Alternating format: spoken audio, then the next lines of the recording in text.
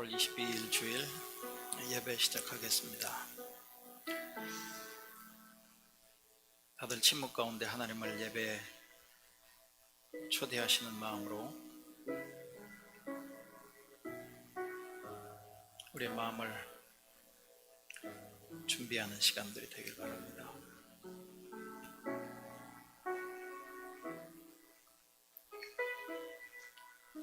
우리는 은혜 받기 위해 예배하는 것이 아니라 받은 은혜에 감사하기 위해 예배한다는 사실을 기억하시면서 예배하셨으면 좋겠습니다. 또한 그리스도인의 예배는 삶을 정비하고 준비하는 시간입니다.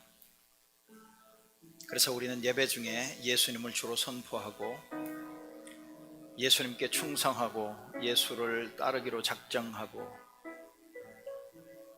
바로 예수 그리스도 안에서 하나님을 예배하는 사실을 기억하시면서 오늘 예배 자리에 임하셨으면 좋겠습니다.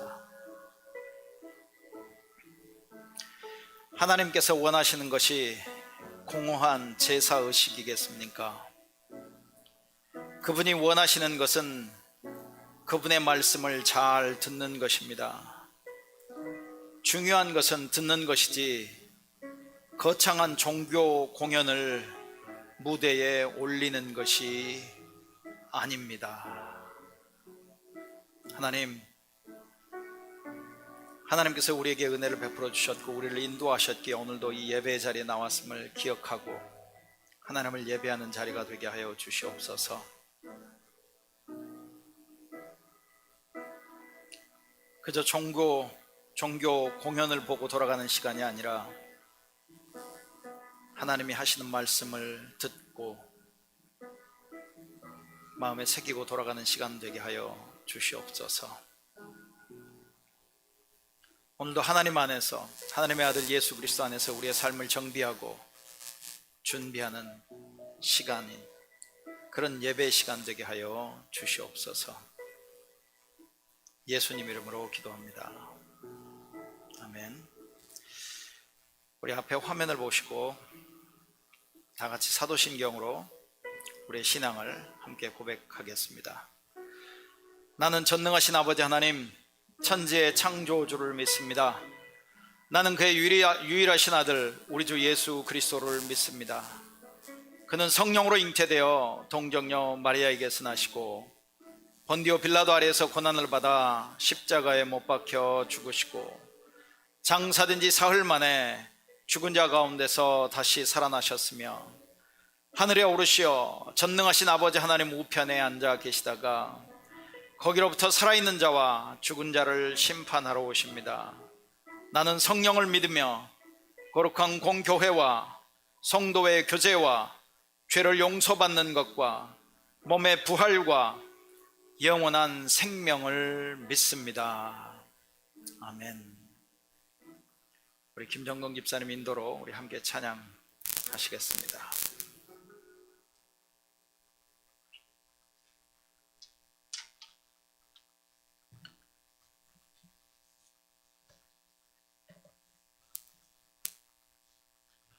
할렐루야.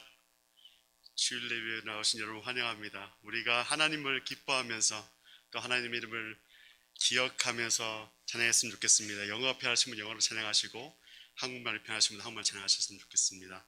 찬양하시겠습니다.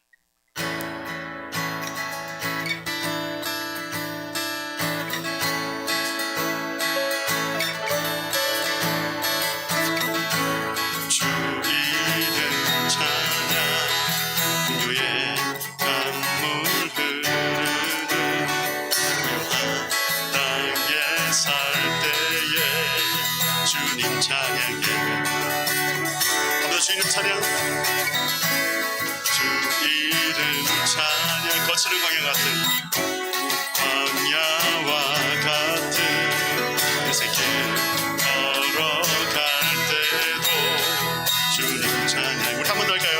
주 이름 찬양 풍요의 강물 Blessed be your name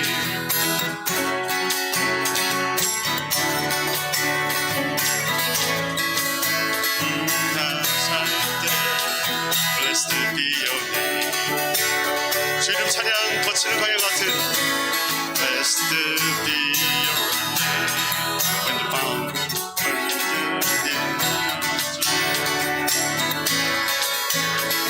갈 때도 주의 사랑에 찬양해 모든 축복 주신 주님 찬양하리 어두운 날이 다가와 나를 치리 난 외치리 주의 이름을 찬양해 주의 이름을 찬양해 주의 이름을 찬양해 영화로운 주 이름 찬양 주 이름 찬양 햇살이 나를 비추고 강물이 새롭게 될 때 주님 찬양해 주 이름 찬양 주 이름 찬양 하는 길 험할지라 고통이 따를지라도 주님 찬양해 모든 축복 주신 주님 모든 축복 주신 주님 찬양하리 어두운 날이 다가와도 어두운 날이 다가와도 난 외치리 주의 이름을 찬양해 주의 이름을 찬양해 주의 이름을 찬양해 영화로운 주 이름 한번 더 주의 이름을 찬양해 주의 이름을 찬양해 주의 이름을 찬양해 영화로운 주 이름 찬양 주님은 주시며 주님은 찾으시네 내 맘에 하는 말 찬양하니 한 번 더 주님을 주시고 You give and take away give and take away My heart will choose to say Blessed be your name 주의 이름을 찬양해 주의 이름을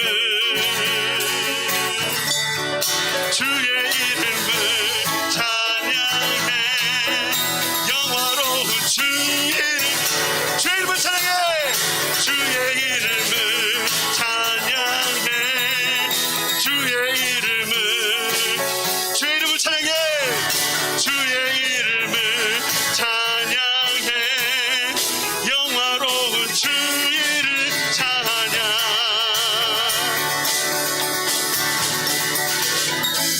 주 사랑해요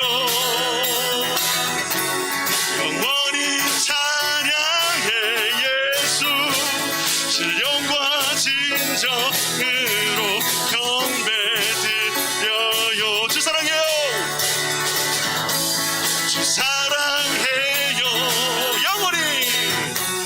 영원히 찬양해 예수 신령과 진정으로 경배드려요 다급한 내 맘 급한 내 맘 맞으시는 주 사랑과 노래 드리기 원합니다 우리 마음을 고백합니다 주 사랑해요 주 찬양해 높고 거룩한 주 난 만져주시 이전과 같지 않으리 이전과 같지 않으리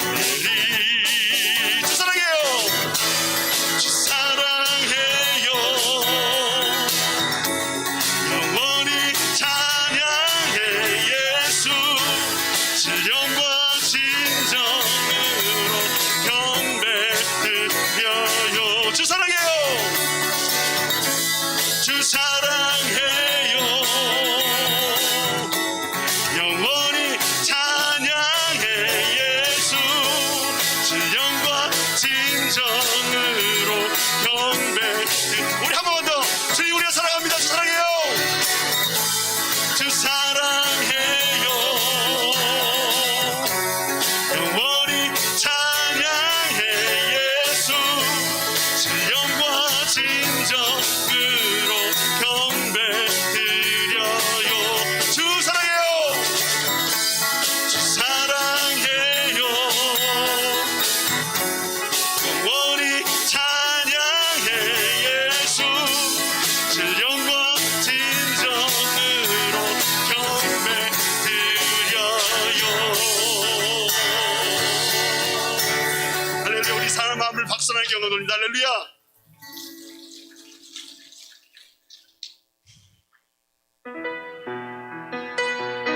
우리의 이 시간 가운데 하나님께서 우리를 부르시는 것이에요.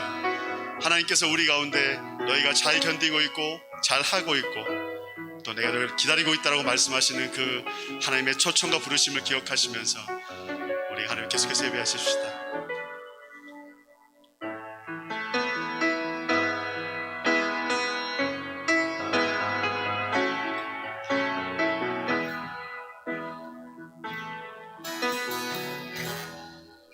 혼자서만 세상을 사는 듯이 주가 멀어 보이기만 할 때 우리는 바라보아야 하네. 우리에게 오셨던 그 주님을. 우리 한 번 더 혼자서만 세상을 사는 듯이 혼자서만 세상을 사는 듯이 주가 멀어 보이기만 할 때 우리는 바라보아야 하네. 우리에게 오셨던 그 주님을. 주님이 우리 마음을 아십니다. 주님이 우리의 아픈 마음을 아시네. 가까이서 우리의 아픔에 공감하시네.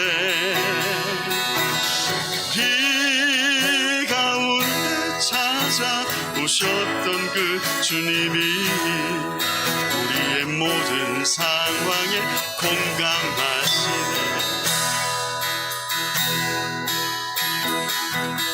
우리 한번 할까요? 혼자서만 세상을 사는 듯이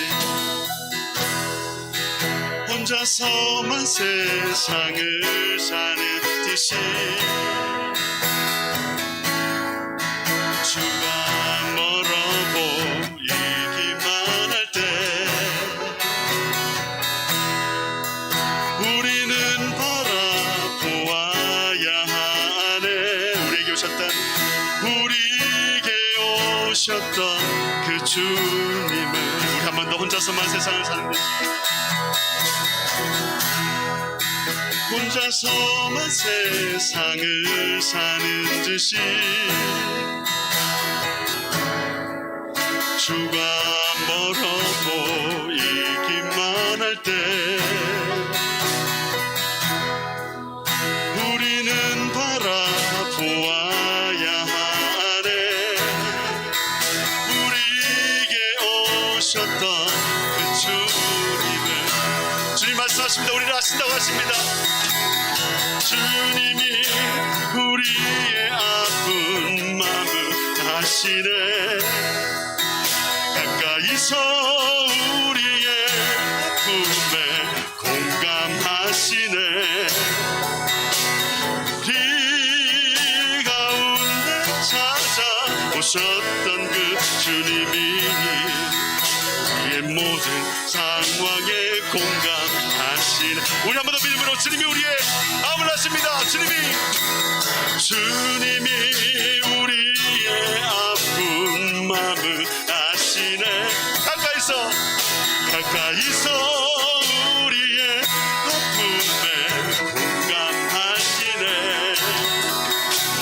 우리 가운데 찾아오셨던 그 주님이 우리의 모든 상황에 공감하시네. 주님이 우리의 아픈 마음을 아시네. 오셔서 우리의 아픔에 공감하시네. 우리 가운데 찾아오셨던 그 주님이 우리의 모든 상황에 공감하시네.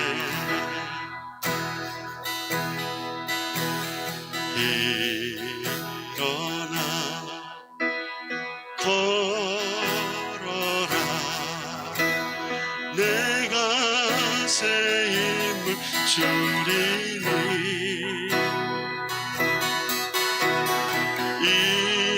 일어나 너 걸어라. 내 너를 도우리. 일어나 걸어라. 일어나 걸어라. 내가 새 힘을 주리니.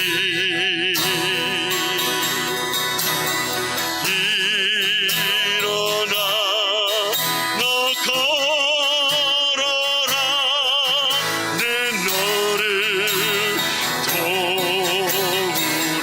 우리 한 번 더 일어나 걸어라. 명령하시면서 일어나 걸어라. 내가 새 힘을 주리니. 일어나 너 걸어라. 내 너를 도우리. 우리 한 번 더 이 찬양하시기 전에 우리 한번 기도했으면 좋겠습니다. 여러분, 하나님께서 우리에게 일어나 걸으라고 말씀하실 때는 우리를 위로하시고 격려하시는 말씀뿐만 아니라 우리에게 주의 진리의 말씀을 주시는 말미암아 우리가 회개하고 또 마음을 새롭게 다잡고 방향을 바로잡고 하나님께 나아가기를 원하시는 그 아버지 마음이 있습니다. 그래서 우리가 이 시간에 기도하실 때는 하나님, 우리가 열린 마음으로, 편견 없는 마음으로 주님의 말씀을 듣기를 결정합니다. 우리 가운데 오셔서 또 목사님 씨를 통하여서 우리 가운데 흘러오셔서 우리 안에 찔림을 주시고 또 위로함을 주시고 다시 한번 우리가 어떻게 살아가야 할지 마음을 바로잡고 또 하나님 향해서 분명한 표대를 향하여서 다른 박질할 수 있는 삶을 살 수 있도록 주님 도와주시옵소서. 우리 마음을 함께 드리면서 열어드리면서 함께 기도하셨으면 좋겠습니다. 기도하겠습니다. 오 주님, 우리 가운데 오셔서 하나님, 이 예배 가운데 정말 찔림 있는 예배가 되어 주옵소서. 말씀을 들을 때 아버지 거저 시간을 때우는 것이 아니라 정말 진리 안의 말씀이 우리 가운데 오신 말미암아 정말 하나님의 마음을 들으며 새롭게 되어진 역사가 하나님의 시간이 날 수 있도록 변화의 고리 역사가 날 수 있도록 주님 역사하여 주시옵소서. 하나님의 시간에 임하여 주시옵소서. 하나님, 우리 각자의 마음을 두드려 주시옵소서. 하나님, 예배가 하나님 반복되는 예배가 아니라 매일매일 새롭게 드시는 그런 정말 살아있는 생명의 예배가 될 수 있도록 주님 역사하여 주시옵소서. 주의 성령님, 우리 가운데 각자 가운데 임하여 주시고 만져주시옵소서. 주님 임하여 주시기 원합니다. 하나님, 오 주님 임하여 주시옵소서.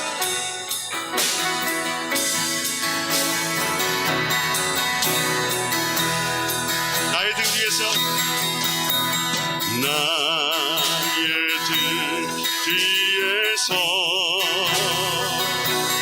나를 도우시는 분, 나의 인생 길에서 지치고 고나여 매일처럼 주저앉고 싶을 때 나를 밀어주시네. 일어나 걸어라. 일어나 걸어라. 내가 새 힘을 주리니.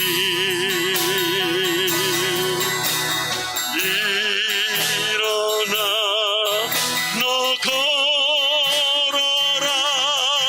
내 너를 도우리. 한 번 더 나의 등 뒤에서 나를 도우시는 분, 나의 등 뒤에서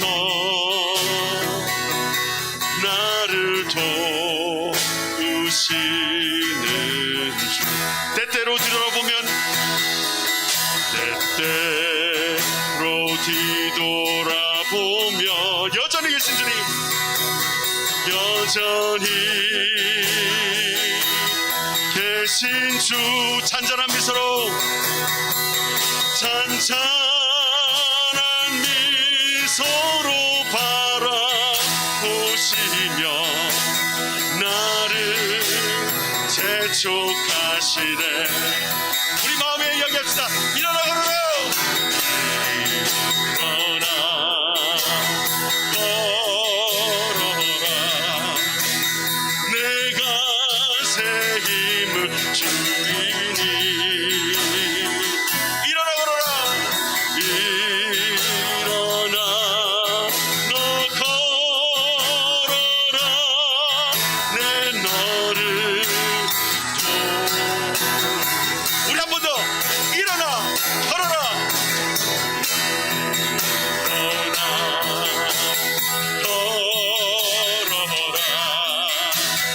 내가 새 힘을 주리니. 일어나 너 걸어라. 내 너를 도우리.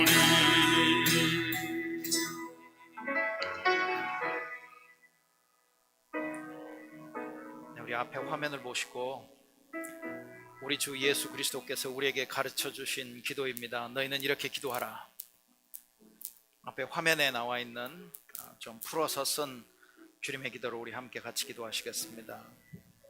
언제나 우리 곁에 계시는 사랑하는 아버지, 아버지의 이름이 귀히 여김을 받으며 사랑받기 원합니다. 아버지의 통치가 우리 안에 온전케 되기 원합니다. 아버지의 뜻이 하늘에서 이루어지는 것 같이 여기 이 땅에서도 이루어지기 원합니다. 오늘 우리에게 필요한 것을 오늘 우리에게 주옵소서.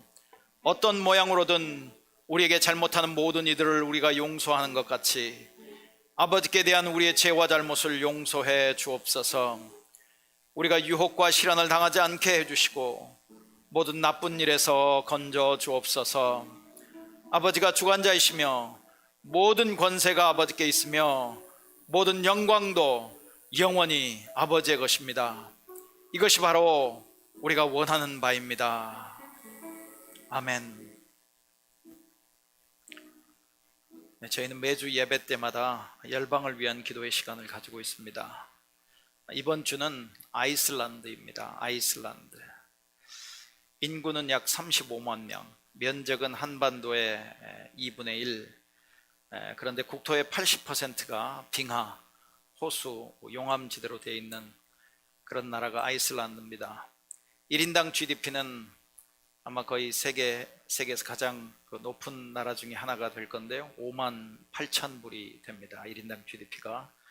대한민국과는 1962년에 외교 관계가 수립이 됐고요. 그 아이슬란드에도 한국 교민이 22명, 2019년 기준 22명 살고 있고 영주권자도 7명이나 된답니다. 12개의 종족이 있고요. 미전도 종족은 2개의 종족이 있습니다. 기독교가 90.3%로 압도적으로 많은 그런 아이슬란드에도 우리의 기도가 필요하고 우리의 관심이 필요한 곳입니다. 우리 열방을 위한 기도 아이슬란드 동영상을 보시면서 우리 기도에 동참해 주시기 바랍니다.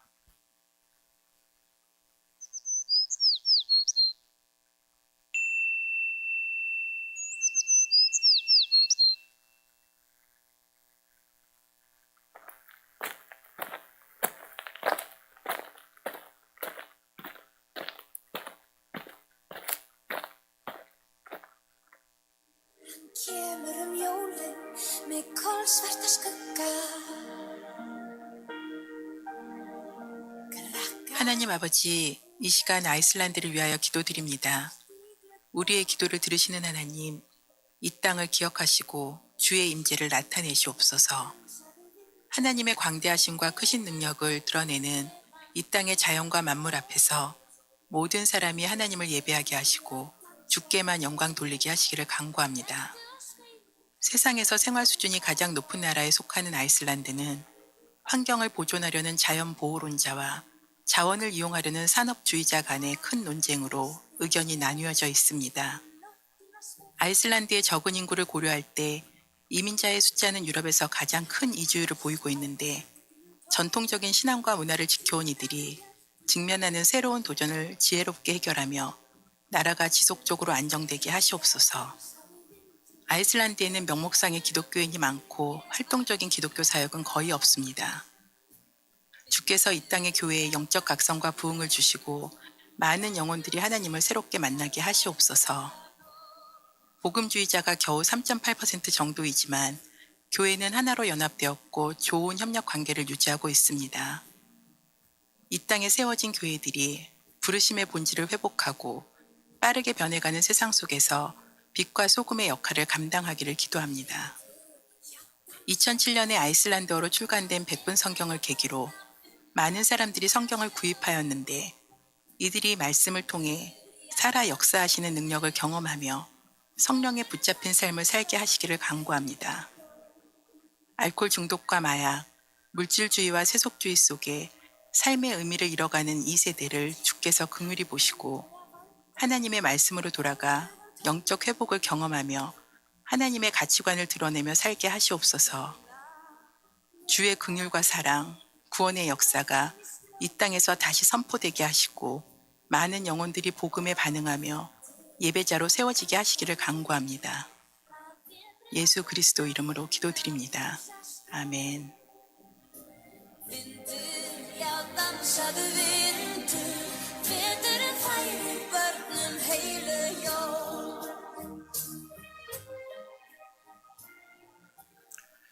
네, 이 아이슬란드뿐만이 아니라 우리 교회에서도 재정적으로 또 기도를 함께하는 그 선교지들을 여러분 기억하시면서 여러분의 개인 기도 시간에도 꼭 기도해 주시고요. 특별히 지금 아프간 사태를 보시면서 여자들 그리고 아이들이 굉장히 그 생명의 위협을 겪고 있는 그런 모습을 보셨을 겁니다. 기도해 주시고 또 지진으로 또 지진 피해로 고생하고 있는 그 IT 회복을 위해서도 여러분 같이 기도해 주시기 바랍니다. 우리 김정동 집사님 대표로 기도 인도해 주시겠습니다.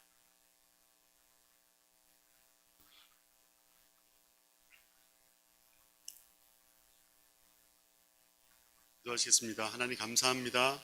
오늘도 저희들의 귀한 주일 허락하셔서 함께 한 자리에 모여서 현장에 모여서 예배드리게 하시는 하나님 은혜 감사합니다. 하나님 주일 예배가 하나님 매주 반복되는 당연한 것이 아니라 하나님 정말 우리에게 주시는 큰 축복인 것을 우리가 잊지 않도록 우리 마음 가운데 하나님을 향한 간절함과 또 하나님 예배에 목마른 그 목마름을 하나님 회복시켜 주시고 또 하나님을 찾을 수 있도록 하나님 이 어두운 세상 가운데서 빛 대신 하나님을 쫓아 살아갈 수 있는 삶이 될 수 있도록 도와주시옵소서. 하나님 우리가 말씀을 들으려고 하는데 하나님 그 말씀이 하나님 정말 우리 심령을 쪼개고 찔림이 있고 또 내가 어디로 가야 할지 모르는 잃어버린 그 방향을 다잡을 수 있는 그런 귀한 하나님 한 시간 될 수 있도록 주님 축복해 주시고 성령 하나님께서 목사님의 입술을 통하여서 흘러오시사 정말 하나님께서 우리에게 주시고자 하는 그 말씀을 우리 가운데 하나님 가득히 부어주신 노라는 내가 있을 수 있도록 도와주십시오. 하나님 주신 것에 감사할 줄 알고 주시지 않은 것에 욕심내지 않을 수 있는 그런 멋진 크리스천 살아가는 우리 교성 될 수 있도록 도와주십시오. 사랑합니다. 그리스도 예수 이름으로 기도드렸습니다.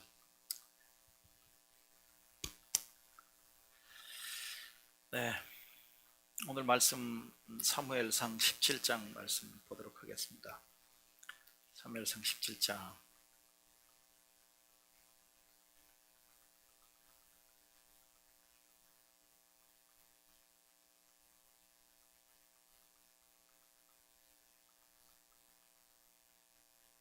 사무엘상 17장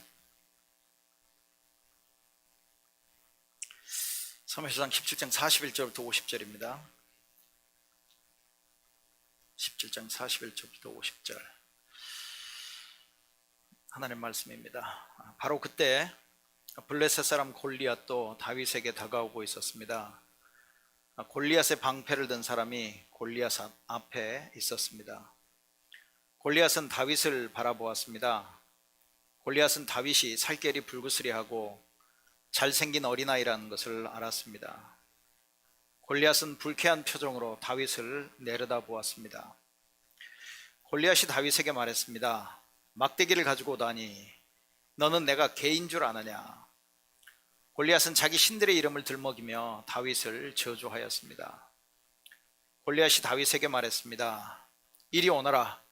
내가 네 몸을 공중의 새와 들짐승들에게 먹이로 줄 것이다. 다윗이 골리앗에게 말했습니다. 너는 나에게 칼과 큰 창과 작은 창을 가지고 나오지만 나는 만군의 여호와의 이름으로 너에게 간다.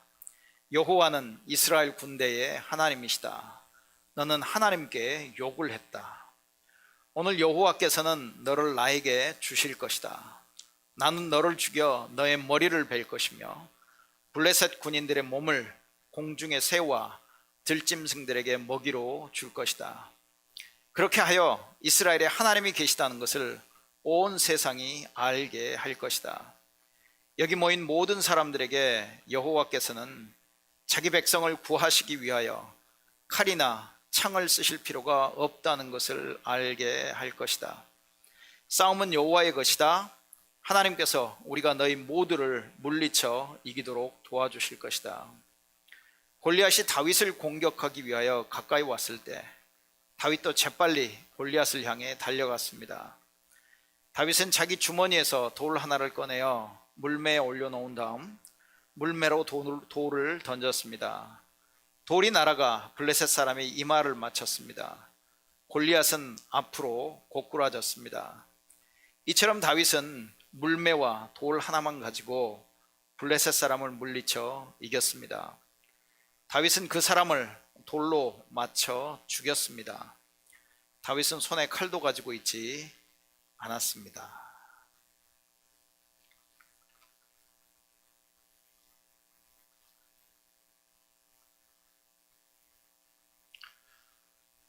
성경에는 하라, 하지 마라의 말이 참 많습니다.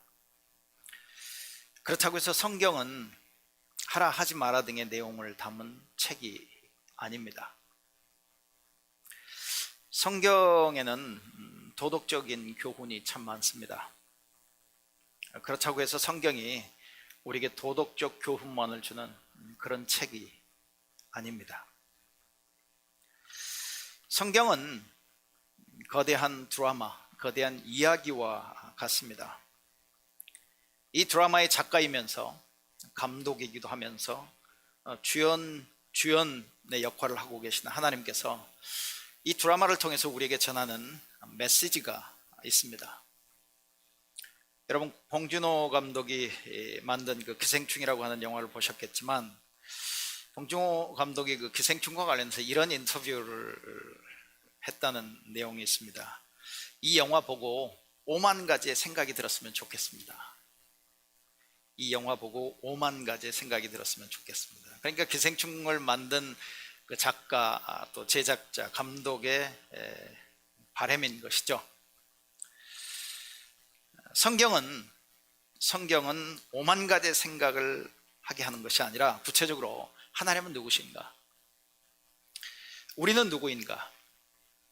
우리는 어디에 살고 있는가? 우리가 살고 있는 세상은 도대체 무엇이 잘못되었는가? 그리고 그 원인은 무엇인가? 그리고 그 문제에 대한 해결책은 있는 것인가? 해결책이 있다면 어떻게 해결하는 것인가? 우리는 과연 어떤 삶을 살아야 하는 것인가? 그리고 우리는 어디를 향해 가고 있는가 등에 대해서 우리에게 답을 주는 그런 책입니다. 성경은 하나님은 창조주라고 말씀하시죠. 온 우주의 왕, 온 우주의 통치자, 다스리시는 분이라고 얘기를 합니다. 우리 인간은 그의 형상을 따라 지음을 받은 피조물입니다. 그리고 하나님의 동역자로 세우셨습니다. 하나님께서 우리를 청지기의 역할을 맡기셨습니다. 그런데 우리 인간이 하나님처럼 되고 싶어서 하나님께 고의로 반역하고 하나님을 떠났다고 얘기합니다.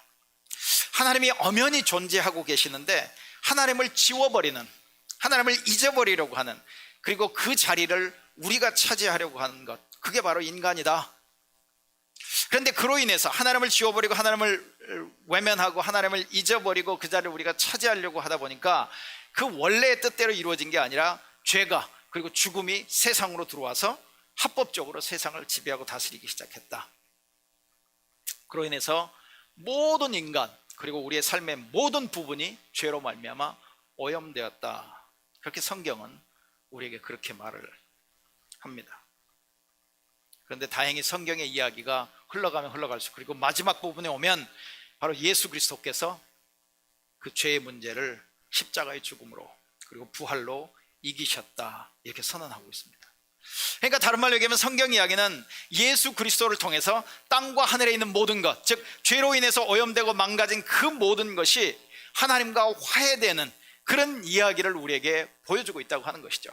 그런 내러티브 또는 그런 이야기 또는 그런 드라마라고도 우리가 할 수 있습니다.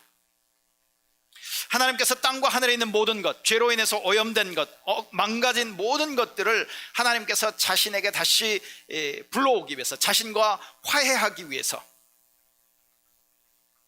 하나님이 어떤 일을 행하셨는가에 대한 이야기가 그것을 드라마와 같이, 이야기와 같이 우리에게 보여주고 있는 것이 성경의 이야기다. 우리는 그렇게 얘기해 볼 수 있단 말입니다.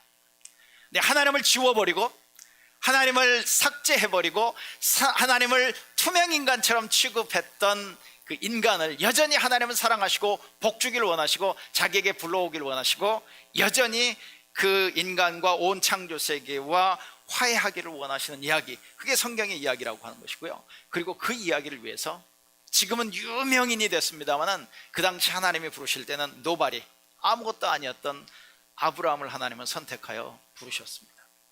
그리고 그를 먼저 복을 주셨죠. 그러면서 이렇게 얘기하셨습니다. 내가 너에게 복을 주었다. 그러니까 너도 열방에 복이 되어라. 그리고 복이 될 것이다. 네, be a blessing and you will be a blessing. 네, 네가 복이 될 거고 복이 되어야 한다라고 그렇게 말씀하셨죠. 그래서 하나님께서 먼저 아브라함을 부르시고 복 주신 이야기가 성경의 창세기의 이야기입니다. 그리고 그 민족이 큰 민족을 애굽에서 애굽이라고 하는 땅에서 큰 민족을 이룬 이후에 하나님께서 그 민족을 이끌어내십니다. 드디어 본격적으로 하나님께서 이제 일을 행하기 시작하시죠. 그 이야기가 바로 출애굽기의 이야기입니다. 그리고 구원해낸 백성, 하나님이 자기 백성 삼으신 그 백성과 하나님이 어떻게 친밀한 교제를 이루실 것인가, 그리고 하나님이 불러내시고 자유하시고 구원하신 그 백성이 어떻게 하나님 앞에서 거룩한 삶을 살아가야 할 것인가, 그것을 보여주고 있는 것이 레위기입니다. 그리고 구원받은 백성의 그 광야 생활, 그 광야 생활 동안 하나님 앞에 불순종하고 하나님 앞에 반역하고 하나님께서 그들을 훈련시키셨던 이야기가 민수기의 이야기고요.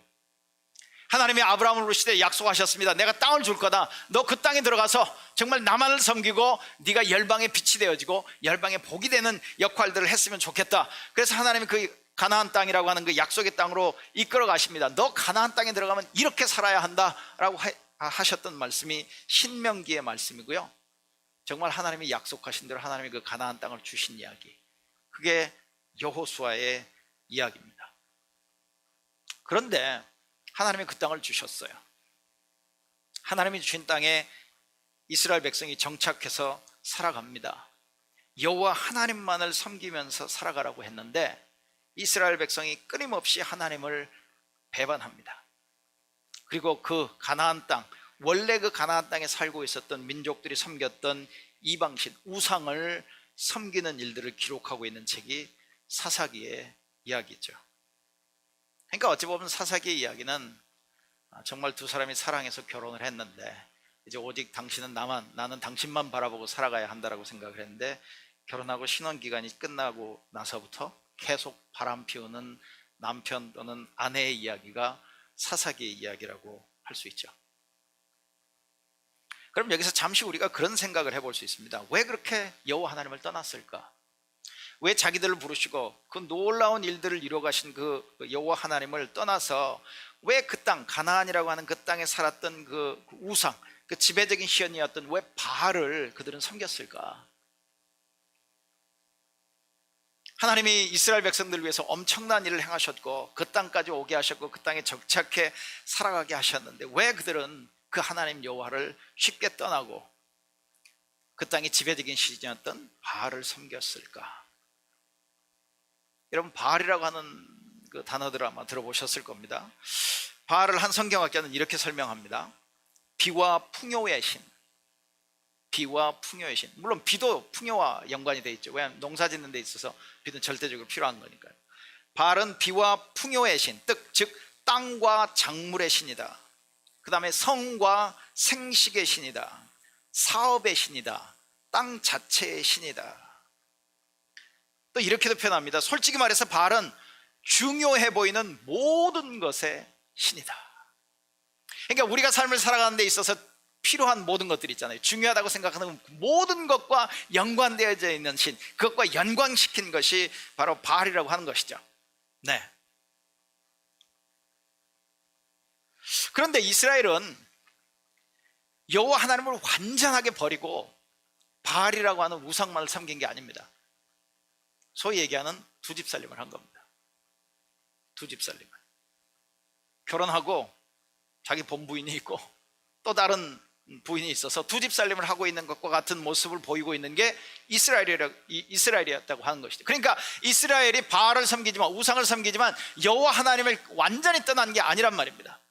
그들이 생각했던 여호와 하나님의 필요했던 어떤 환경들이 있는 거예요. 그 삶의 문제들이 있는 겁니다. 그때에는 여호와 하나님을 찾아가는 거예요. 그런데 그 이외의 대부분의 것은, 삶과 관련된 그 모든 부분에 있어서는 그들은 바알을 섬기는 겁니다. 바알을 섬기게 되고 바알의 도움을 구하고 바알이 자기들을 축복해 주기를 원했다고 하는 것이죠. 그럼 도대체 여호와 하나님, 아브라함을 부르시고 출애굽을 시키고 광야 생활을 지나서 가나안 땅을 정복하고 가나안 땅에 정착하게 하신 그 여호와 하나님을 이스라엘 백성들은 어떻게 이해했는가? 방금 전에 드렸던 그 말씀에서 힌트를 얻을 수 있겠지만, 여호와, 이스라엘의 하나님의 이름이 여호와라고 하는 분인데요, 그 여호와 하나님은 전쟁과 관련해서는 우리에게 필요해. 전쟁과 관련해서는. 여러분, 한번 여러분이 성경을 아신다면 생각을 해보십시오. 출애굽, 애굽이라고 하는 그 거대한 제국을 벗어나서 거기서 자유를 얻었다라고 하는 데는 그 전쟁과 관련된 내용들이 포함되어 있는 거거든요. 그 다음에 광야를 지나면서 전쟁을 합니다. 가나안 땅이라고 하는 곳에 정착하면서 그들은 전쟁을 통해서 지금 정복하고 그 가나안 땅에 정착하게 됐거든요. 그러니까 이스라엘 백성이 여호와 하나님이라고 하는 자기들의 신을 생각할 때는 전쟁과 관련되는 신, 그 부분에서는 뛰어난 신, 그 부분에 있어서만큼은 정말 믿을 수 있는 신이라고 생각을 했지만, 그들이 일상을 살아가고 있는 삶 속에서, 그리고 그들이 새로운 환경 속에서, 가나안 땅이라고 하는 새로운 환경 속에서 살아갈 때는 여호와 하나님보다는 바알이라고 하는 신이 훨씬 더 매력적이었던, 왜냐하면 그 바알이라고 하는 신은요, 비와 풍요의 신, 성과 생식의 신, 사업의 신, 땅 자체의 신, 요즘으로 얘기하면 성공, 물질, 풍요, 그런 것과 관련된 그런 신이라고 얘기할 수 있는 것이죠. 그러니까 그 당시에 이스라엘 백성은 두 집 살림을 한 거예요. 여러분의 남편이 두 집 살림 하면 어떠시겠습니까? 여러분의 아내가 알고 보니 두 집 살림을 했다면 여러분 어떠시겠습니까?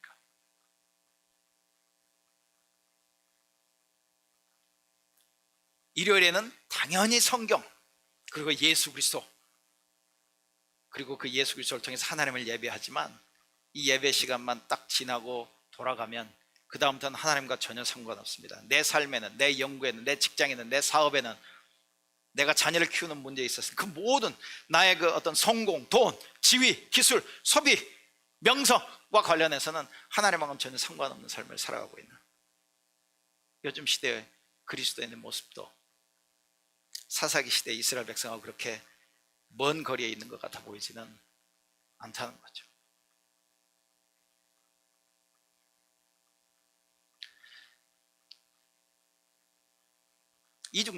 이중의 삶을 사는 거죠. 교회 와서 예배 드릴 때의 삶과 내 일상에 거의 6일 한 3분의 2의 삶은 그냥 하나님과는 상관이 없는, 그렇지만 하나님을 내가 완전히 떠난 게 아닙니다. 완전히 버린 게 아니죠. 그분이 꼭 필요할 때가 있어요. 내가 천국 갈 때는 필요합니다. 내가 세상 속에서 수없이 애쓰고 노력해서 이루어지지 않았을 때는 혹시 다시 하나님께로 돌아가는 경우들도 있지만, 거의 대부분의 경우는 잊어버리고 상관없이 살아가고 있는 우리들의 모습을 그리고 있는 이야기가 바로 사사기의 이야기는 아닌가 하는 생각을 해보게 되는 것이죠. 그러니까 다른 말로 얘기하면 사사기의 이야기는 이스라엘이 여호와 하나님만을 섬기면서 모든 민족의 빛이 되었어야 해요. 모든 민족을 복주는 일에 쓰임을 받았어야 합니다. 그런데 그렇지 못하고 실패한 이야기, 그렇지 못하고 끊임없이 반복적으로 실패한 이야기가 사사기의 이야기입니다. 그런데 놀랍게도 성경은 이스라엘은 실패하지만 하나님은 실패하지 않는다는 게 성경이 우리에게 주시는 메시지인 것이죠. 그 사사기의 마지막 21장 25절 가장 마지막 절에 이런 말씀이 나옵니다. 그때 이스라엘에게는 왕이 없었습니다. 그래서 사람들마다 자기가 하고 싶은 대로 했습니다. 그때 이스라엘 사람들에게는 왕이 없었습니다. 지금 사사기를 통해서 이 말씀이, 이 표현이 몇 번에 걸쳐서 반복이 되고 있어요.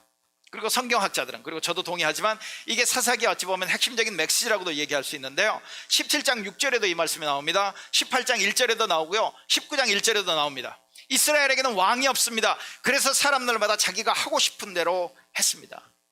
이 구절과 안에서 우리가 두 가지를 좀 생각해 볼 수 있는데요, 이겁니다. 여러분, 이스라엘에 왕이 없습니다. 이건 지금 사사기의 저자가 그렇게 적고 있지만 사실은 어찌 보면 맞는 말이기도 하고 틀린 말이기도 합니다. 이 말이 왜 틀렸느냐 하면 이스라엘에게 왕이 없었던 게 아닙니다. 이스라엘에는 왕이 있었어요. 여호와 하나님이 그들의 왕이셨습니다. 하나님이 출애굽이라고 하는 그 놀라운 사건을 일으키고 나서 시내산이라고 하는 곳에서 이스라엘 백성과 약속하시거든요. 언약을 맺습니다. 언약을 맺을 때 그 언약의 핵심이 이겁니다. 너희는 내 백성, 나는 너희의 하나님. You are my people, I am your king. I am your God이지만 그걸 다른 말로 얘기하면 I am your king인 거거든요. 내가 왕이고 너희는 내 백성이다. 그러니까 그 이후로 이스라엘에는 왕이 계세요. 그런데 왜 사사기의 저자는 이스라엘에는 왕이 없었다고 이렇게 쓰고 있을까요? 그들은 왕이 없는 것처럼 행동했다는 것이죠. 다른 말로 얘기하면 깡무시해버렸다는 얘기예요. 이스라엘에 여전히 하나님이 계셨는데 무시해버린 겁니다. 다른 말로 얘기하면 투명인간 취급을 했다고 하는 것이죠. 여러분, 교회에서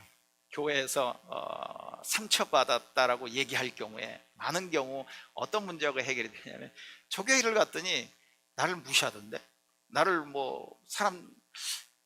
본 것 같이 이렇게 대하지 않던데, 나를 그냥 다른 말로 얘기하면 투명인간 취급하던데 라고 하면서 깊은 상처를 받는 경우, 그래서 그 교회를 출석하지 않겠다라고 얘기하는 경우들이 심심치 않게 있습니다. 여러분 중에도 혹 그런 일로 인해서 예전에 상처받으신 분이 계실지 모르겠는데, 여러분, 누가 투명인간 취급을 해봐요. 요즘 그렇게 표현하죠. 투명인간 취급을 합니다.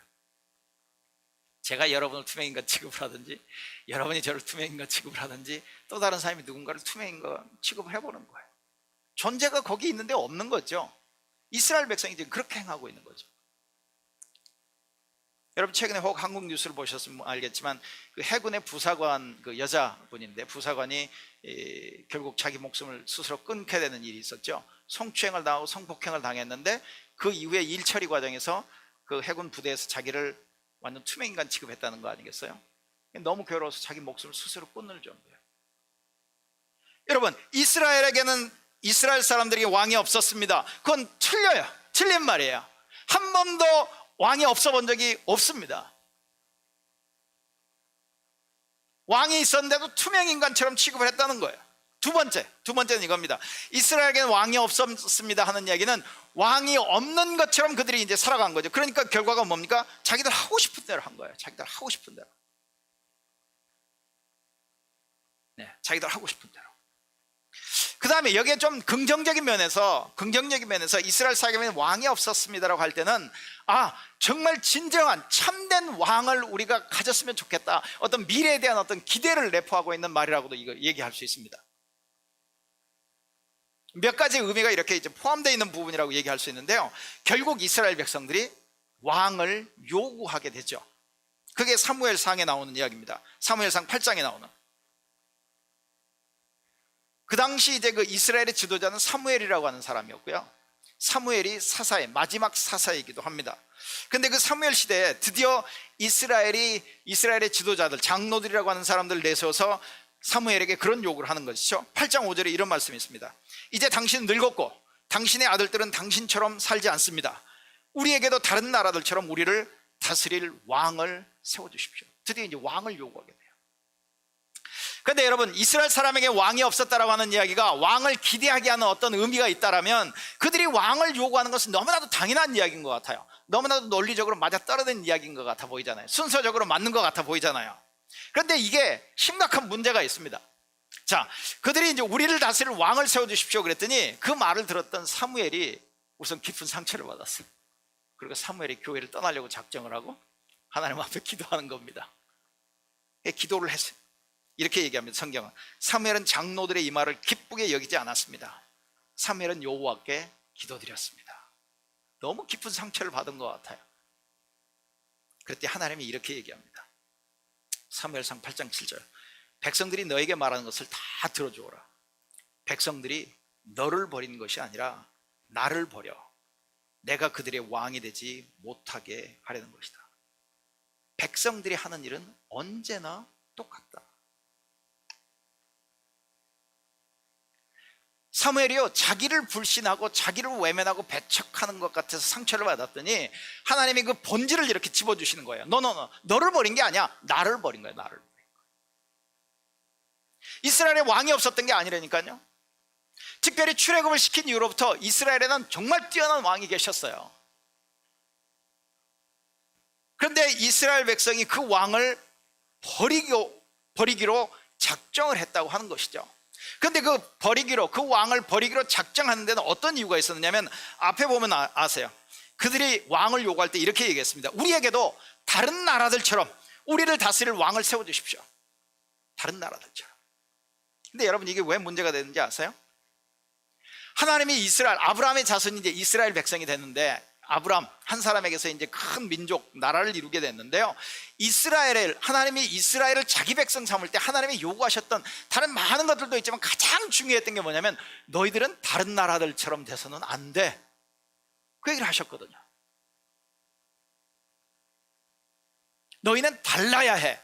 왜 달라야 하냐면 내가 거룩하니 너희도 거룩하라. 여러분 많이 들어보셨죠? 내가 온 우주에 있는 온갖 종류의 잡신들, 우상들하고는 나는 본질적으로 달라. 내가 다르듯이 나에게 속한 나의 백성이 된 너희들도 달라야 하는 거야. 달라야 한다라고 얘기하는데 그들이 왕을 요구하면서 지금 얘기하고 있는 기본적인 이유가 뭐냐면 우리도 다른 나라들처럼 우리에게 좀 왕을 주십시오.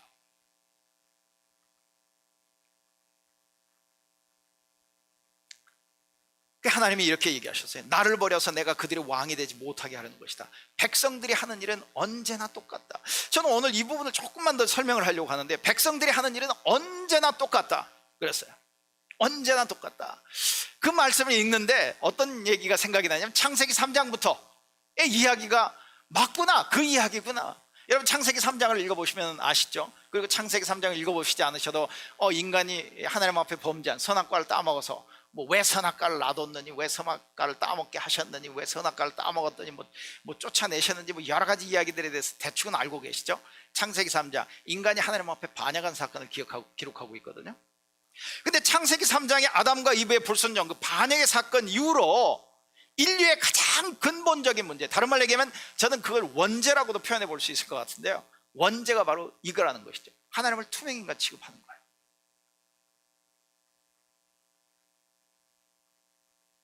하나님을 투명인간 취급해요. 부인하지 않아요. 그런데 완전히 없는 분으로 취급하는 거죠. 하나님을 잊어버려요. 가능하면 지워버립니다. 무시합니다. 외면합니다. 그래서 저는 원죄라고 하는 게 아담과 이브가 지었고 그 죄가 영적으로 계속 유전되어서 나와서 나도 어쩔 수 없는 죄인이다, 그렇게 표현하는 것보다는 하나님이 계신데 하나님이 없는 것처럼 행동하고 살아가는, 그게 바로 우리의 원죄인 것이죠. 겉으로는요, 그들이 왕을 세워달라고 얘기할 때 사무엘의 아들들의 그 자격, 사무엘의 아들들이 개망난입니다. 걔네들이 우리의 지도자가 된다고요? 우리는 그렇게 못 삽니다. 네, 이렇게 얘기하잖아요. 장로들이 사무엘에게 말했습니다. 이제 당신은 늙었고 당신의 아들들은 당신처럼 살지 않습니다. 그게 겉으로 드러내는 이유예요. 근데 근본적인 이유를 하나님이 딱 집어내시죠. 그들은 내가 그들의 왕이 되기를 원치 않는 거예요. 여러분들도 혹 지금 하나님을 끊임없이 부인하고 있다면 여러분이 갖다 붙이는 많은 이유가 있겠죠. 그리고 그 이유가 여러분이 저에게 얘기를 한다면 뭐 반박할 수 없을 정도로 맞습니다. 그렇죠. 죄송합니다. 뭐 여러 가지 이야기를 할 수 있는 어떤 이유가 있겠지만 근본적으로는 하나님을 여러분의 왕으로, 여러분의 그 다스리는 자로 여러분은 환영하고 싶어 하지 않는, 지금 그 모습이 이스라엘 백성들을 통해서 드러나고 있더라고 하는 것이죠. 네. 그래서 한 그 구약학자가 이것과 관련해서 이렇게 얘기해요. 이스라엘이 왕을 요구한 것은 믿음이 부족했고 또한 하나님의 거룩한 백성으로서의 정체성을 기꺼이 받아들이려는 마음이 부족했던 죄된 상태의 결과였다. 하나님의 왕을 요구한 이스라엘 백성에게 야, 왕을 갖게 되면 너희들 쉽지 않아. 앞으로 삶이 굉장히 힘들어질 수도 있는데 그래도 너희들 왕을 갖겠니? 그랬더니 끈질기게 요구합니다. 이스라엘 백성들이요. 그리고 그 백성에게 하나님이 어쩔 수 없이 왕을 허락하세요. 좀 이해가 안 되는 부분이죠. 하나님같이 전능하신 분이, 하나님같이 뛰어나신 분이 이스라엘 백성들에게 어찌 보면 양보하고 그들에게 왕을 허락했다라고 하는 게 말이 안 되죠. 그런데 여러분, 티네이저 이상이나 아니면 자녀들 키워보신 부모님들은 아마 쉽게 이해할 겁니다. 여러분이 자녀들에게 허락해 주신 게 모든 게 다 맞고, 그래 옳다, 너는 나보다 지혜롭다, 너는 나보다 뛰어나다, 판단력도 낫다, 경험도 많다, 정말 그러니까 내가 너에게 허락하노라, 이런 경우들이 있나요? 뻔히 결과가 보이는, 여러분 부모들은 어느 정도 그래도 그 예언의 능력이 있다고 할까, 미래를 보는 눈이 있잖아요. 이게 보면 분명히 이거 망할 일일 것 같은데, 이게 실패할 일일 것 같은데 그렇게 고집하면요 할 수 없이 내어주는 경우들이 있습니다. 부모들도 자녀들에게 허락하는 경우들이 있죠. 여호와 하나님이 이스라엘 백성에게 그렇게 하셔서 왕을 주십니다. 네. 자, 끈질기게 왕을 요구하는 이스라엘이 했던 이야기 다시 한번 들어보세요. 왕이 있으면 우리도 다른 모든 나라들과 같게 됩니다. 왕이 있으면 우리도 다른 모든 나라들과 같게 됩니다. 우리 왕이 우리를 다스릴 것입니다. 왕이 우리와 함께 나가서 우리를 위해 싸울 것입니다. 여러분, 그들에게는 왕이 있다니까요. 그들을 다스리는 왕이 있었어요. 그들을 위해서 싸운, 지금까지 쭉 싸워서 백전백승하신 하나님이 계세요. 그런데 대놓고 그분 앞에 뭐라고 얘기하느냐면 우리를 다스릴 왕이 필요해요. 우리와 함께 나가서 싸울 왕이 필요합니다. 그러니까 정면에 대놓고 면박 주는 거죠.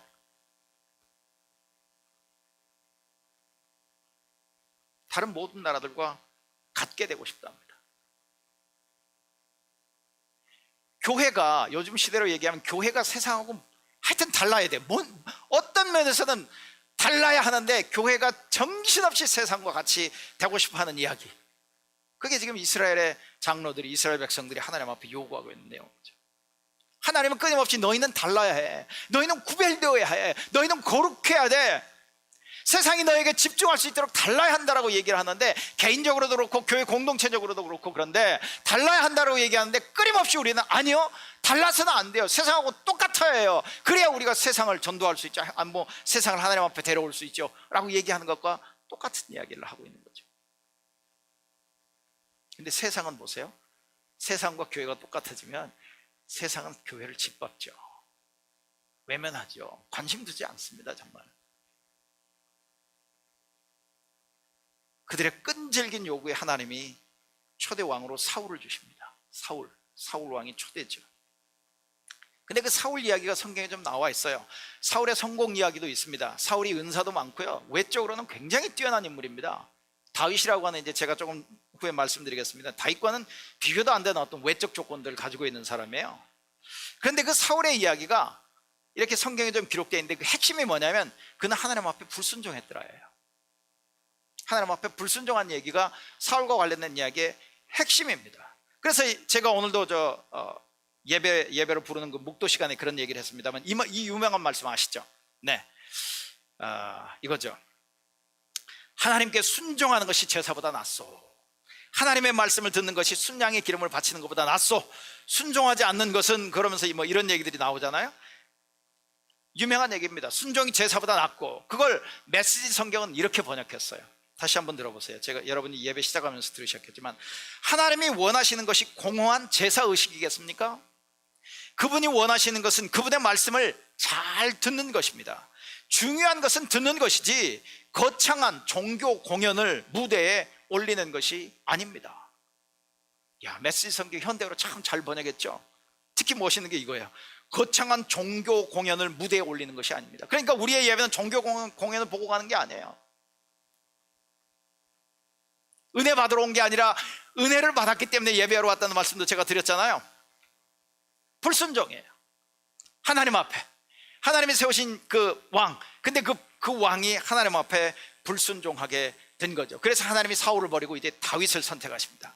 근데 그 다윗과 관련해서요, 우리가 생각해 볼 게 이겁니다. 하나님이 없는 곳에, 하나님을 지워버린 곳에, 하나님이 지워진 곳에, 하나님이 잊혀져 버린 곳에 하나님을 다시 살아나게 하신 존재가 누구냐면 다윗이에요.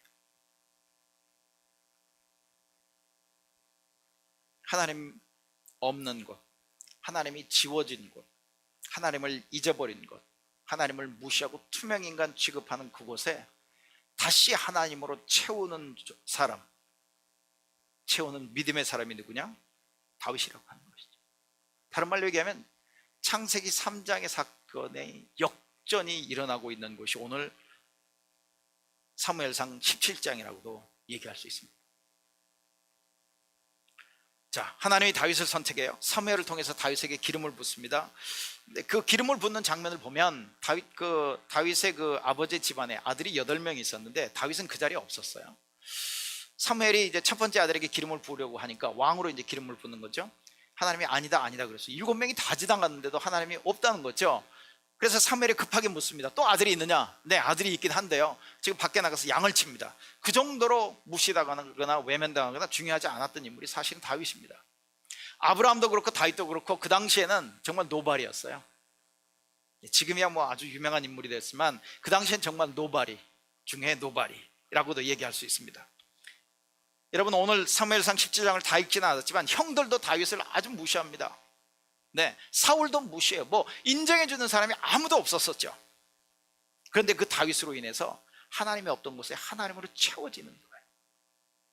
여러분, 그게 교회에게 주시는 역할이 아닐까요? 그게 저와 여러분 그리스도인들에게 주시는 역할이 아닐까요? 하나님이 없는 곳에 하나님으로 다시 채워가는 일.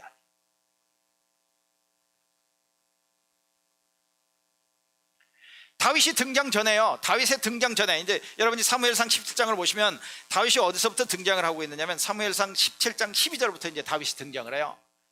그리고 1절부터 11절까지의 내용과 12절부터의 내용은 굉장히 대조를 이룹니다. 하나님이 없는 곳의 모습과 하나님이 점점 살아나기 시작한 곳의 모습은 굉장히 다르다고 하는 것이죠. 여러분, 17장 1절부터 11절까지 핵심 중에 핵심 뭐냐면 골리앗은 이런 사람이야 라고 이제 자세하게 설명을 해요. 골리앗에 대한 그 설명을 쭉 해갑니다. 그런데 그 골리앗, 그리고 그 골리앗이라고 하는 사람을 앞세우고 나오는 그 블레셋이라고 하는 그 민족이 너무나도 그 강력한 그 어떤 그 임프레션을 주니까 사울과 이스라엘 백성이 너무너무 그 강력한 인상을 받아가지고요, 나타내는 반응이 디프레스된 반응을 보이고 있어요. 지금 17장 1절부터 11절까지 내용을 딱 두 단어로 아주 잘 설명하고 있는 성경학자가 있더라고요. 이겁니다. Impressed and depressed. 말이 되죠? 너무 잘 표현했죠. 골리앗과 골리앗을 대동하고 있는 그 블레셋의 그 위용 앞에 너무나도 강력한 인상을 받은 impressed 된 거예요. 그런데 거기에 대한 반응이 뭐냐면 depressed입니다. 11절 한번 제가 읽어드릴게요. 이렇게 얘기합니다. 사울과 이스라엘 사람들은 이 블레셋 사람의 말을 듣고 무서워서 벌벌 떨었습니다. 이스라엘 사람들은 골리앗을 보자 무서워 벌벌 떨며 달아나고 말았습니다. 여러분, 이스라엘이 원했던 게 뭐죠? 우리에게도 다른 나라도 참 왕이 필요합니다. 그래서 사울을 세웠잖아요. 지금 사울이 지금 전쟁에 나간 거거든요. 사울이 이제 자기들의 군대를 이끌고 이스라엘 백성과 함께 나갔습니다. 그럼 그 왕이 자기를 위해 싸워야 될 거 아니겠어요? 왜냐하면 그들이 요구할 때 어떻게 요구했냐면 우리를 위해 싸울 왕이 필요합니다, 우리를 다스릴 왕이 필요합니다 그랬는데 사울은 지금 싸울 생각이 없어요. 전혀 싸울 아주 의지가 없습니다. 그리고 백성들, 사울을 비롯한 백성들은 무서워서 벌벌 떨고 있죠. 디프레스 되어 있는 겁니다. 핵심이 뭐냐면 이스라엘의 하나님을 잊어버린 겁니다. 그들이 잊어버렸어요.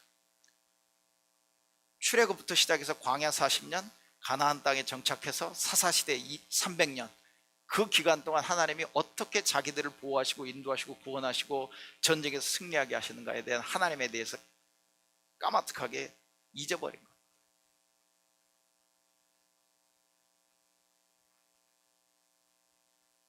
그런데 12절부터 보면, 17장 12절부터 보면 이제 다윗이 등장해요. 다윗이 아주 우연같이 등장을 합니다. 자기 형들에게, 아버지의 신부로 자기 형들을 만나러 가죠. 지금 자기 형들은 사울을 따라서 전쟁터에 나간 사람들 아니겠습니까? 근데 그 다윗의 등장으로 인해서 장면이 바뀌기 시작합니다. 하나님이 없던 곳에 하나님으로 채워지기 시작하는 거예요. 꼭 이와 같을까요? 여러분, 얼마 전에 끝난 도쿄올림픽, 도쿄올림픽에서 뭐 대한민국이 옛날만큼 성적을 그렇게 잘 거두지 못했습니다만은 그래도 많은 분들이 그 위안을 얻고 좋았던 것 중에 하나가 여자 배구 아니겠습니까? 여자 배구. 네. 거의 뭐 누구도 예상하지 못했던 4강에 진출했던 그 여자 배구. 근데 그 4강에 결정적인 게임을 했던 게 한국하고 일본하고 게임이었었나요? 5세트까지 가서 15대 13으로 이겼나요? 그때 결정적인 역할을 한 사람이 김연경 선수라고 그러잖아요. 네, 김연경 선수. 다윗이 꼭 김연경 선수 같아요.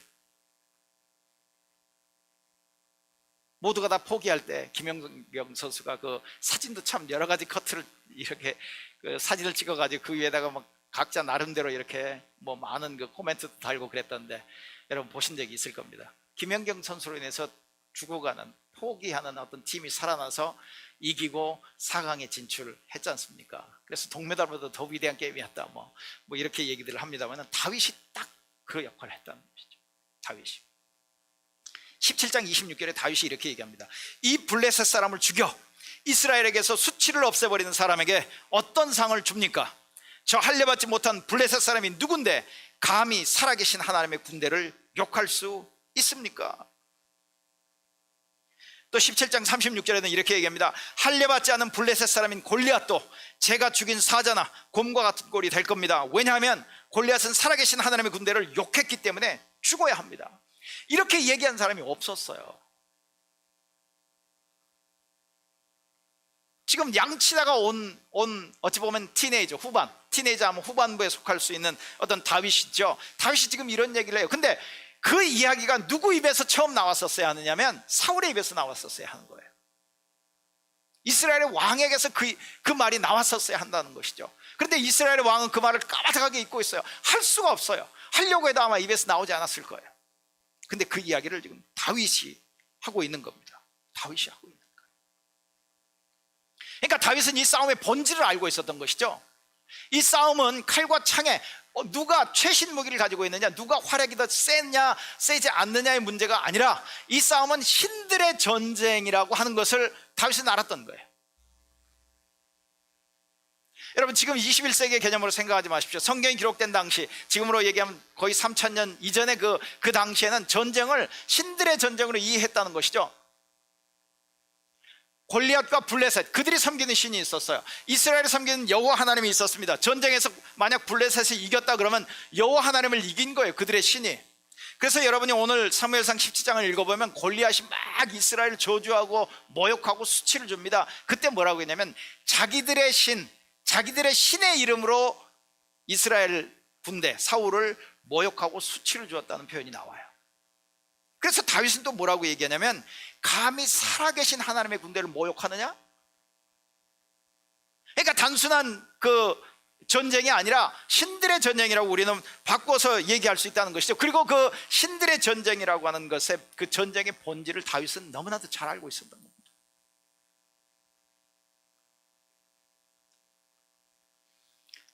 자, 이제 마지막 부분입니다. 설교의 마지막 부분요. 뒷부분을 보면 이런 말씀이 있습니다. 17장 어디서부터냐 하면요,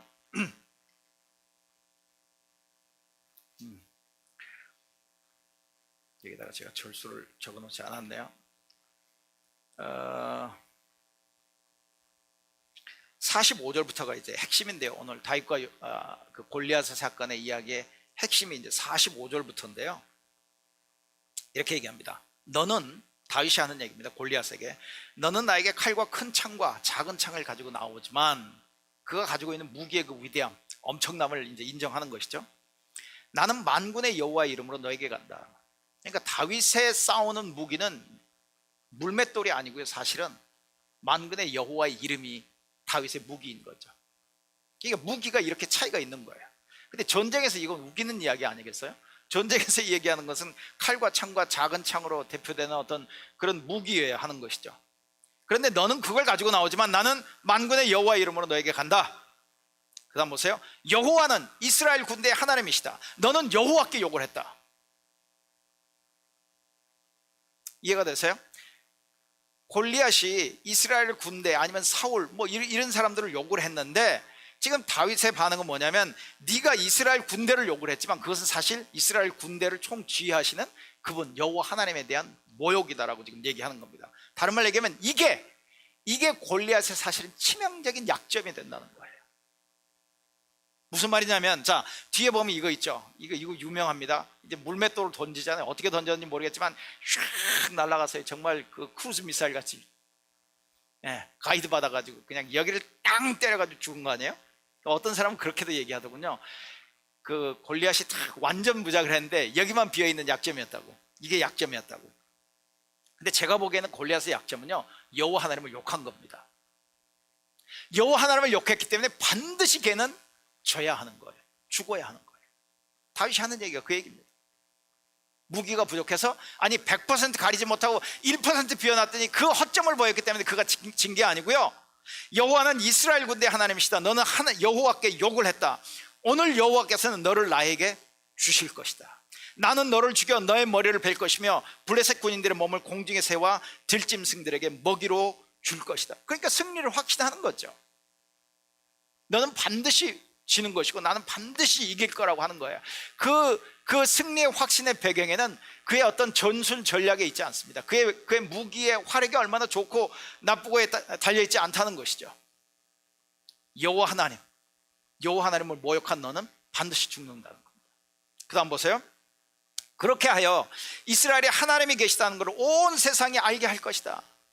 내가 너를 반드시 이길 건데 왜 이겨야만 하느냐 하면, 하나님이 잊혀졌는데, 심지어 하나님이 자기 백성이라고 부르신 이스라엘 속에서도 완전히 잊혀지고 투명인간 취급을 당했는데, 나 그거 견딜 수 없겠다. 나 이 자리에 하나님을 다시 회복시키겠다. 하나님이 계시다는 것, 하나님이 우리에게 승리를 주시다는 것 온 세상이 알게 하겠다. 근데 온 세상이 알게 하기 전에 가장 우선적으로 이스라엘에게 아마 알게 하겠죠. 이스라엘에게. 왜? 이스라엘이 먼저 지금 까마득하게 잊고 있으니까. 그렇게 이스라엘에 하나님이 계시다는 걸 온 세상이 알게 할 것이다. 여기 모인 모든 사람에게, 자 여기 모인 모든 사람이 뭐죠? 골리앗, 블레셋 사람들, 그리고 이스라엘, 사울 왕, 여기에 모인 모든 사람에게 여호와께서는 자기 백성을 구하시기 위하여 칼이나 창을 쓰실 필요가 없다는 것을 알게 할 것이다.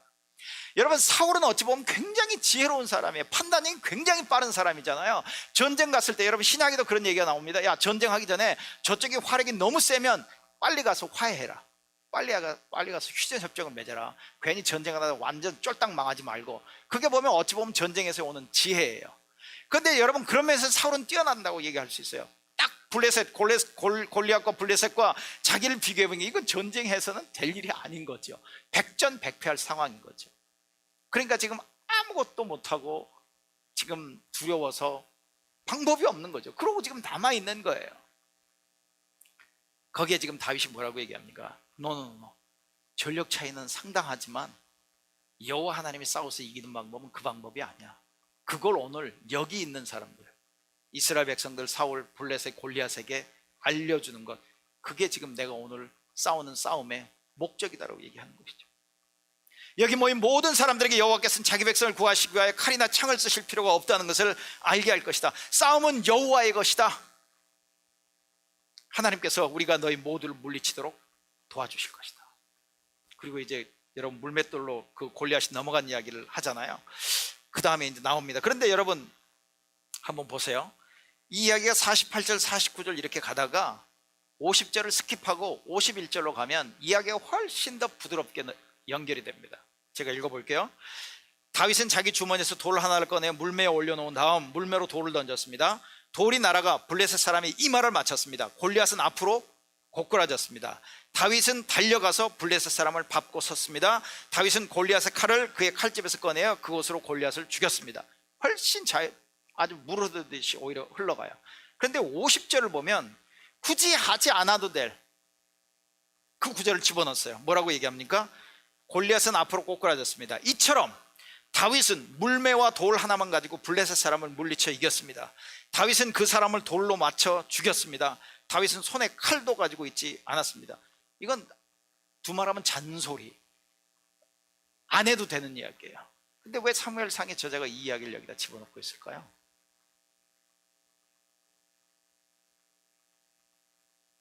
칼과 창의 싸움이 아니라는 거였죠. 네.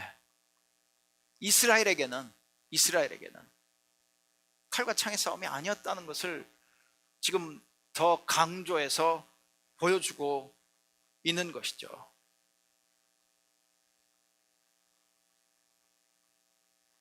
다윗은 창세기 3장의 이야기를 어찌 보면 역전시킨, 네. 하나님이 너무나 분명하게 계셨는데 지워버리고 없애버리고 투명인간 취급했던 창세기 3장의 이야기라면 오늘 사무엘상 17장의 이야기는 그 자리에 하나님을 다시 되돌리는, 하나님을 등장시키는, 하나님으로 가득 채우는 이야기.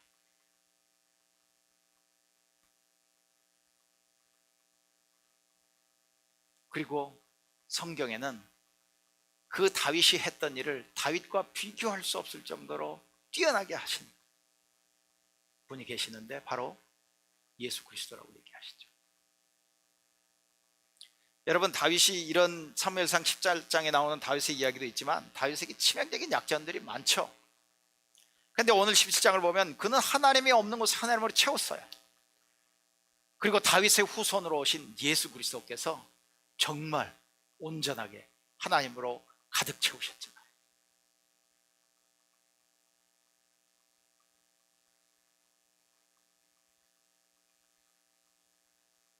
그 예수 그리스도를 통해서 우리도 다시 우리의 삶에 하나님을 채워갈 수 있습니다. 기도하시겠습니다.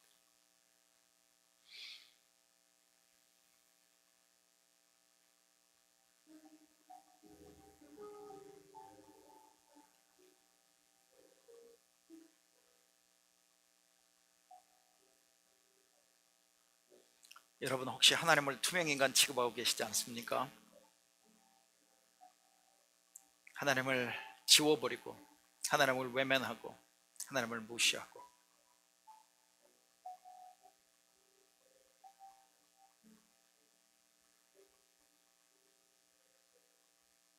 혹시 이스라엘 장로들이 왕을 요구하면서 겉으로 핑계대기는 사무엘 당신의 아들들이 우리를 지도하고 우리를 이끌기에 너무나도 부족합니다 했듯이 혹 우리도 이런저런 핑계로 하나님을 여전히 외면하고 하나님을 정면으로 부인하고 있는 저와 여러분의 삶은 아닌지 모르겠습니다.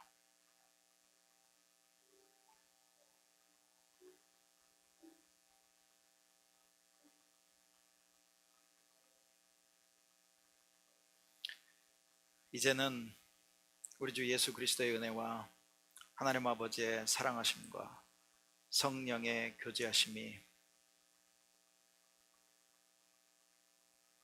이 교회와 이곳에서 오늘 예배한 모든 영혼들 위해 지금부터 영원토록 함께 하시기를 예수 그리스도의 이름으로 의지하여 간절히 축원하옵나이다. 아멘.